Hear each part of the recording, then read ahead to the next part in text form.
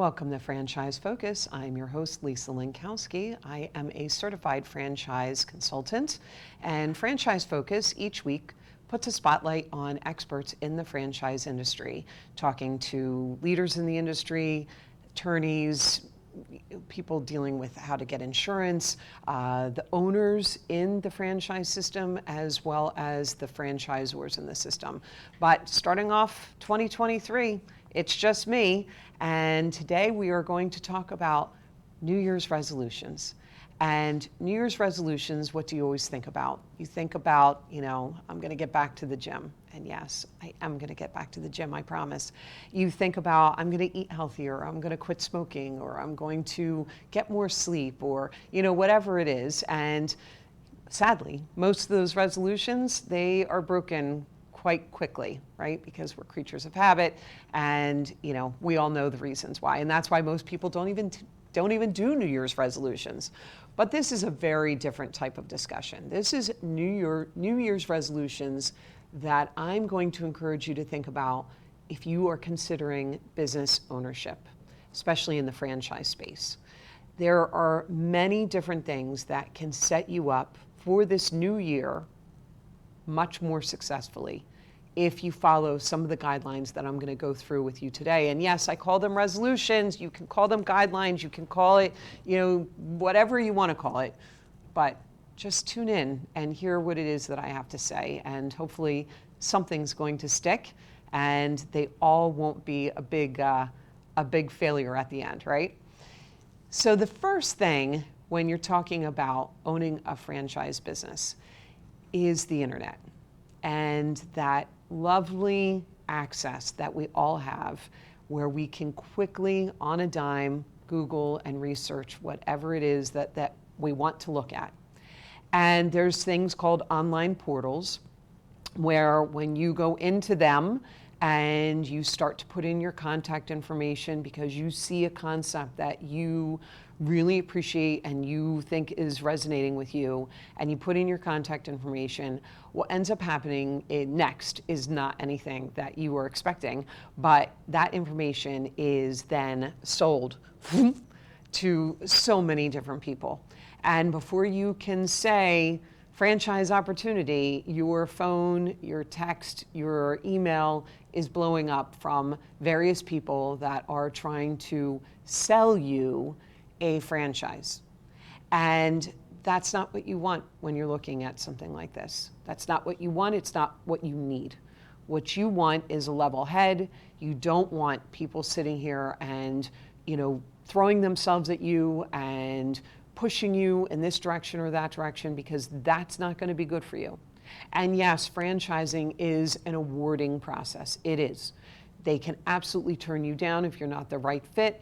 And so it should never, ever be a sales process. But once you get put into one of those sticky portals, it's a whole different ball of wax for you. And it could put such a bad taste in your mouth that you end up running away, never to come back again. And meanwhile, you just maybe missed out on something that could have been a great next venture for you. So you can look around, just don't put in your information, and just kind of be like a window buyer where you walk by and you just glance in the window and you nod and you smile and you think to yourself, oh, that looks nice, or, oh, I would never wear something like that. That's what you want to be doing here. It's just kind of, window dress, window shop. So that leads me to the next point. And the next point is resolving to working with a franchise consultant. And that's what I do. That's my entire focus. My company is Milestone Franchising. And yes, I am going to sit here and tell you, you should work with a franchise consultant. And you're going to say, well, why would I do that, Lisa? Why should I listen to you? You don't pay a franchise consultant anything. The franchising world is overseen by the Federal Trade Commission, the FTC, and it is a rule that you don't pay us anything to engage us. And, I'm sitting here right now recording this in New Jersey, the land of cynicism, and we're a cynical bunch here on the East Coast, and especially in Jersey, and you say there's nothing for free, Lisa, come on, give me a break. But in this instance, it's the truth, and it is a rule and a law that is followed. And what ends up happening is that if someone is awarded a franchise, they are compensated by the franchise system. So if you were to engage me and you decide, yes, I want to follow through with this, then the system is going to compensate me. Akin to a executive recruiter. Same thing. You want to find a job, there's a company that's out there that's paying someone to go and find those people. Now, the one difference here is that I represent 500 different companies. I'm not beholden to just one. And there's no skin in the game for me to really sit there and push you one way or the other. I don't have anyone telling me to show you this versus that. It's completely 100% on me to go look through and comb through these 500 concepts that I have and do this matching process for you to find what's going to be your best fit. And, you know, it's an interesting process, learning about you and finding out as much as I possibly can about you. I have an assessment. I give you this assessment. That helps me a lot. Then looking through what your career is, what is it that's making you passionate, what's going to get you up each day and interested in following through with this, and then matching and doing this match for you and then making this introduction on your behalf. And then you go and you meet with these franchise systems, you hear what it is that they have to say, then we continue to talk and chat and what is it that you like, what did you not like? Nope, I don't like this at all. Franchising's not for me. Okay, you know, you did the process, right? You followed the process. But it's a lot easier than trying to go out on your own, trying to do this where you just don't have a clue. And most people just immediately go right to food because they don't know anything else exists. And this way, I get to assist, or another franchise consultant across the country gets to assist you, and they get to do a lot of that heavy lifting for you in that initial time. And then it's up to you to go do, you know, the prep work that you need to do to really get engaged and figure out whether or not these concepts that have been chosen for you are good. So yeah, I definitely 100% advocate working with a franchise consultant instead of trying to do this on your own. I mentioned about a process, and franchising is all about process from beginning to end. Even this initial process of trying to find a concept is a process. And so making that resolution to follow the process. If you want to be a franchise owner, there's no bigger red flag to me or someone out there saying, uh-oh, they're not following anything of what we have told them to do. What kind of owner are they going to be in a franchise system when they're already not following the words of advice or the guidance that we are giving? So you've got to follow the process. And that means filling out the forms and the paperwork that are given to you. And yes, it's cringy. You just met someone like me, and we're asking you for some pretty intimate details about your finances. Yeah, but it's all confidential. So working with someone like me, it is all confidential. And you are putting your trust in someone. Hopefully you've vetted them and you've seen that they're a real live person, that they're doing this, and they've got testimonials, you know, et cetera. But they're asking you for things that need to be done. And if you're not doing it, that's going to be an issue. Because how on earth can a franchise consultant do their job if you are not providing the information as needed or on a really timely basis? You know, I'm not chasing after anyone. You either want to be involved in this or you don't. And if this is not the right time, then that is a clear red flag that you are not turning in this information because you're too busy. Well, how are you going to go vet the franchise systems that I'm about to introduce you to? That's timely. It takes a lot of time and energy, and it takes you've got to be really focused and totally present so that you can make a great decision. If the franchisor sends you homework to do in the way of, filling out forms or going and listening to a webinar or doing validation and making calls to the different owners, and they're seeing that you're not engaged and you're not doing any of those things, red flag. Either this is not the right time or you were not the right person, the right candidate at this time for this business venture. So following the process, because once you come in as a franchise business owner, it's all process oriented. You're told exactly how to do this business and how you're going to replicate it so that it's this proven system that's out there, and how you are going to get this business up and running. And so you have to sit there and listen and engage and follow through. Follow the process. Providing accurate and complete financial information.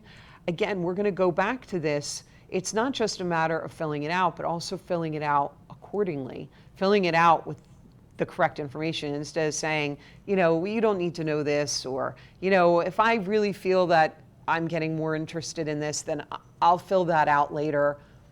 Think about this like a real estate transaction and when you buy a home. And how on earth is your realtor supposed to know what they're showing you if they don't have your financial information and they don't know what kind of loan that you've been approved for and how much you can afford? So this is the same thing. We can't go in blind. We can't go in blind not having any idea. And it's not just a matter of how much money you have. It's a matter of how much debt you have, and how much liquid capital that you have available. How much of that liquid capital are you willing to part with? Because if you're sitting on $5 million of liquid capital and you're only willing to part with $15,000, that's a really important discussion to be having, right? So there's lots of different areas and layers in this so that whoever you're working with can do the proper job and show you the right thing. And are they showing you something that is out of reach? And now you fall in love with it and everything else looks like garbage, but you can't afford it. And now they can't continue showing it to you because you're not qualified, you're not vetted for it, and now you're bitter because you're just sitting there pining for that concept that is totally 100% not doable for you. So yeah, having all of this information and giving a clear snapshot of all of this is really necessary. It's also a requirement when I'm making an introduction to the franchise system. They need to know what your net worth is and what your liquid capital is. That is a requirement. And they have set limits, and if you don't meet those limits, then there's no way that I can make that introduction. All right, this one's a big one. Including your significant other. So a lot of times people come to me and they're really interested in something in the vein of looking in this business ownership, and they're married or they have a life partner. And my first question is, when are we going to be talking to your spouse or your partner? And they say, well, I don't need to do that because they're not going to be involved in any of this. So I don't need to have them here, and I am going to just do this alone. And I say, no way. You've got to have them here because it does involve them. Even if they're not going to be working in this with you, they're still involved. Their money, which is your money, unless you have completely separate accounts, right? And their home, because there's a personal guarantee attached to a contractual obligation, and your assets are all tied to this. And so it's a big decision. So why would you not include your significant other? Plus, they know you better than you know yourself often. And while I'm sitting there talking to the spouses and I start bringing up some different points, often the spouse will turn and be like, yes, you need to think about that. Or no, you absolutely need to stay away from this because this, and this. So it's a great guidance for me. And there's no bigger sinker to the franchise business model for prospective business owners than getting toward the end, which is discovery day, and now you're ready to sign that franchise agreement, And now your spouse realizes that this is something that is really looking to come to fruition, and they put the brakes on the whole thing. Done. It's dead in the water. And everyone turns to each other and says, yep, the spouse should have been involved from the beginning, or the life partner, right?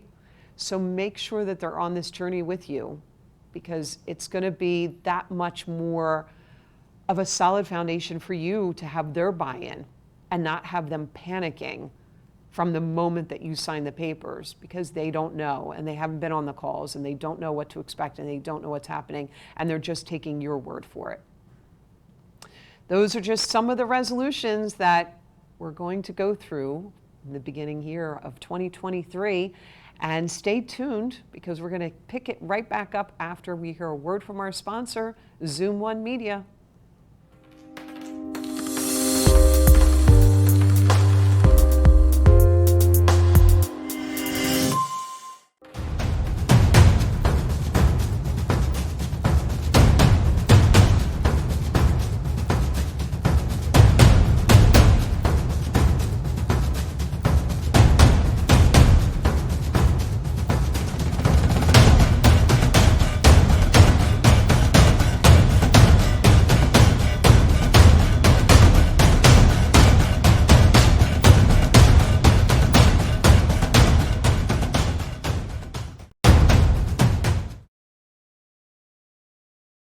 Aloha! Joe Silva here with Kukua Technologies. I'm excited to see you on Tuesdays on Morning Coffee for our tech tips.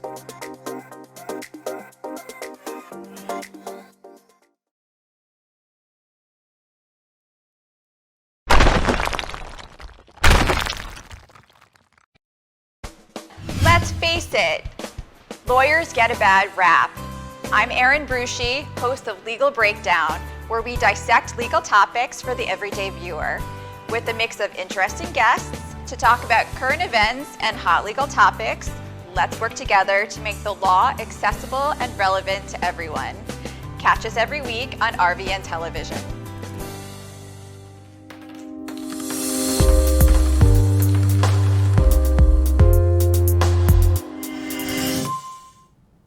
Welcome back to Franchise Focus. I'm your host, Lisa Linkowsky, and this is Franchise Focus, which talks all about franchising. And for the first episode of the year, we're going through resolutions of what prospective business owners can do to make sure that if they're looking to own a franchise business this year, some of the great things that they can do to make this as good of a solid foundation as possible. So we were just chatting right before the end of the break there about including your partner and how incredibly important that is. And so I'm bringing it up again in case you're picking up after the commercial, because it's so important. Make them a part of this process with you. But then the next resolution I'm going to talk about is not getting filled up with head trash. What is head trash? Head trash is where you start talking to your friends, family, colleagues, neighbor, you name it, about this decision. And that's a scary proposition, because you and I both know that everyone has an opinion. And if you go on an Amazon review, that's all you need to do. It's, the best product ever, and it's the worst product ever, and it's evenly split, and you sit there ready to rip your hair out, just trying to make some tiny little purchase of something. Now this is talking about business ownership. Everyone is going to have their advice. And people love to share their horror stories. And you're going to hear, well, my Aunt Sally owned a blah, blah, blah, and it was a disaster, and boom, boom, boom, boom, boom. And before you know it, you are just ready to run for the hills.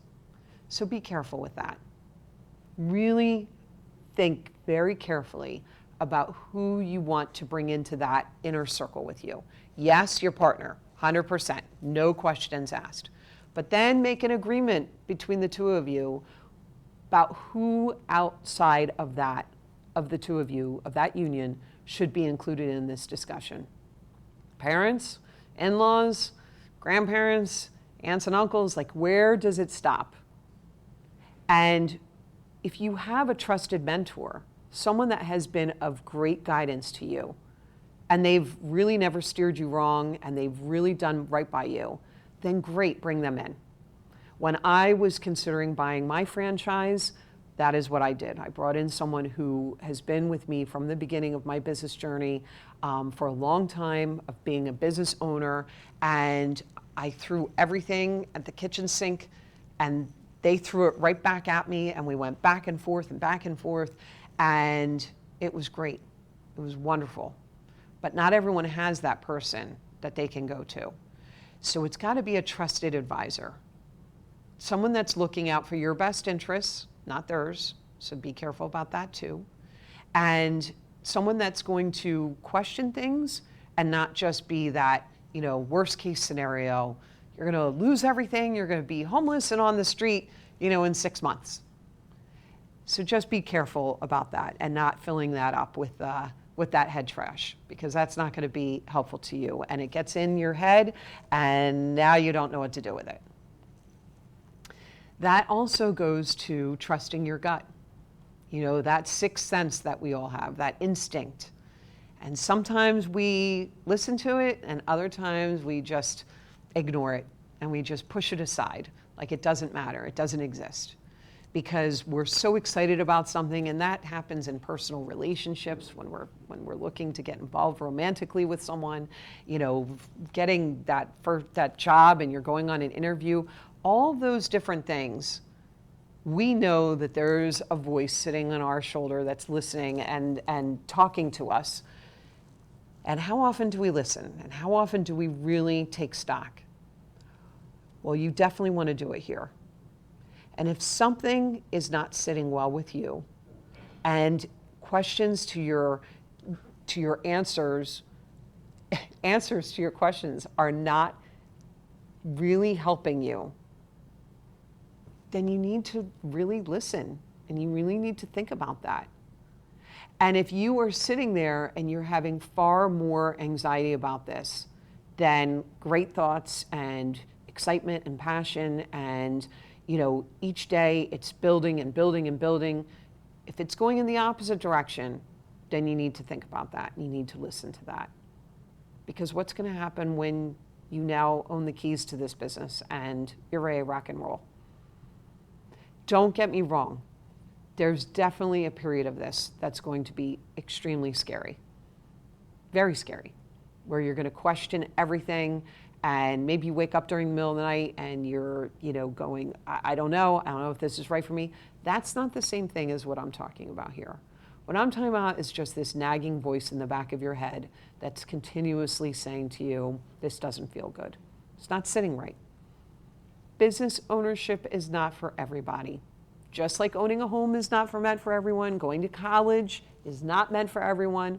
Well, it sure as heck is the same thing for business ownership, even more so. And you think, well, I've got this great resume and this great business background, and I know I can do it. But if you don't have that full confidence going in, that's going to be a scary proposition for you. So listen.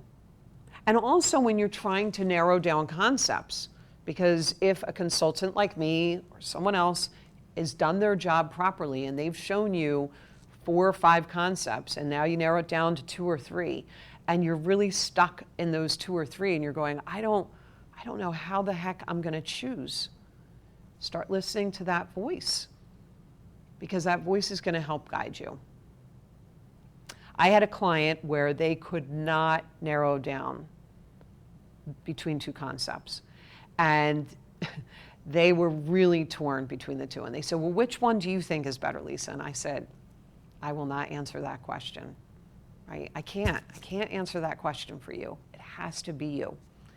And they ended up doing something so brilliant that I counsel all of my clients on this now. They did a backward trick where they said, which concept would they most regret not moving forward with? And that had them land on the concept that they ended up going with. And I thought that was really smart way of looking at something like this. That's a really difficult decision. So hopefully that might help you as well. which one are you going to regret more if you don't move forward? And then if that feels right and it's feeling good, then by all means, move forward with that. Resolve to work with a franchise attorney. My last episode, 1 or 2 ago, was Evan Goldman. Great franchise attorney, travels the country, has done tremendous amount of litigation in the franchise space. And we had a whole discussion about why it's so important to hire a franchise attorney. So if you missed that episode, definitely go back and watch it.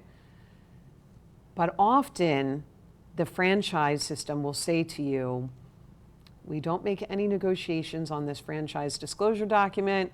Don't even bother with an attorney. Just save your money. There's no need. Don't listen to that. Hire a franchise attorney. Nancy Leonard, fantastic. Evan Goldman, fantastic. And don't just hire any attorney.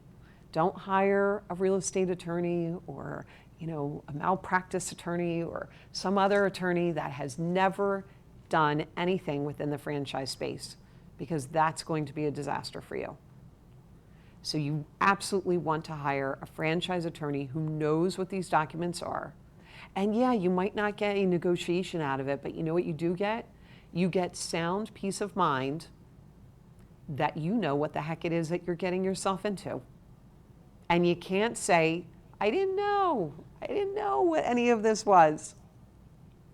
And in that same vein, if you're looking to open multiple units of a franchise, hire a CPA that can help you with business strategy. And not all of them can. There are many CPAs that are out there and they just focus on the taxes. And that's it. And they can do your taxes for you, and that's great. You want someone that can look at a pro forma and look at this and say to you, this is how we're going to get you to opening up these businesses and getting you to this level of what it is that you're hoping to scale your business to. And then one day have that 3-time, 4-time, 5-time multiplier so that you can one day exit your business and sell it for a handsome profit. So these are my resolutions, folks. Unlike going to the gym and eating healthier, hopefully we're going to make a promise to each other that we're going to keep some of these promises if you're looking to go into franchise business ownership. In the meantime, I'm Lisa Linkowsky.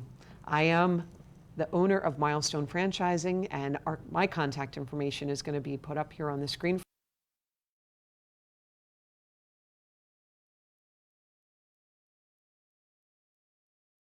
Talk to me, and remember, there's never any cost to speak to me at any time. You just get my experience, my expertise, a few laughs, and maybe a good story to tell your friends at the next party that you go to. Thanks so much for watching. Franchise Focus airs every Friday at 1 o'clock Eastern Standard Time. Until next time.